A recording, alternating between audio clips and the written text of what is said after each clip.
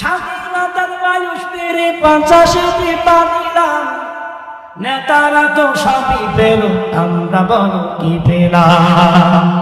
ওরে নেতায় নেতায় ভূতে ভূতে জন্মের নাকি করলো শেষ, দেখতে দেখতে ভুলায় গেল আমার সোনার বাংলাদেশ।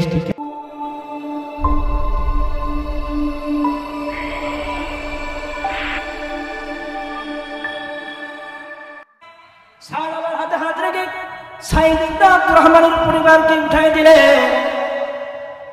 এই কথা বলে আমার নবী আলীকে বললেন, আলী রে, মদিনার গলিগলিতে তুমি বলে দাও তাবুকের যুদ্ধের ময়দানে রোমানদের সঙ্গে যুদ্ধ করার কারণে কারা কারা যাবে, মুজাহিদ তৈরি করে দাও।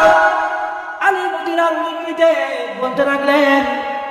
আমার নবীজি তার মসজিদের মধ্যে গেলেন, যাইয়া দেখেন একজন নয় দুইজন নয়, ইসলাম শহীদ করার কারণে 20,000 মুজাহিদ তৈরি হয়ে গেছেন। সুবহানাল্লাহ।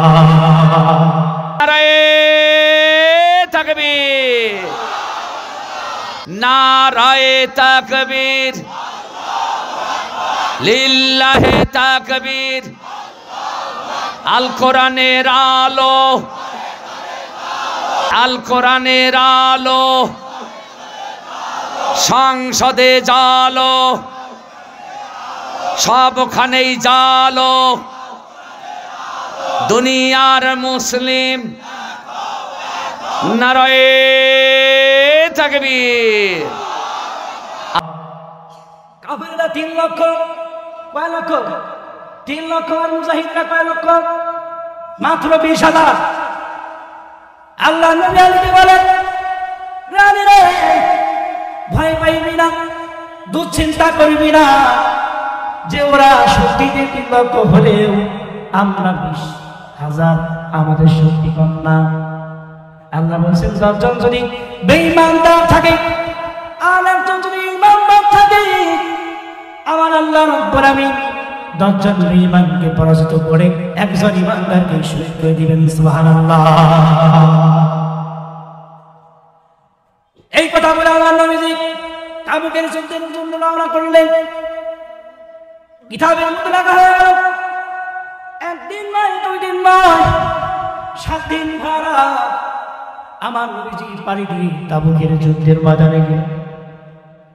কাফেররা নবীজিকে দেখে বলেন, কাফেররা বলেন, ও আমার সেনাবাহিনী দল, ওরা 20,000 হলেও আমাদের চাইতে ওদের শক্তি বেশি, বরং ওদের সাথে বাড়াবাড়ি কোনো লাভ নাই, বাড়াবাড়ি কোনো করা যাবে না, বরং আমরা সকলে চলে যাই।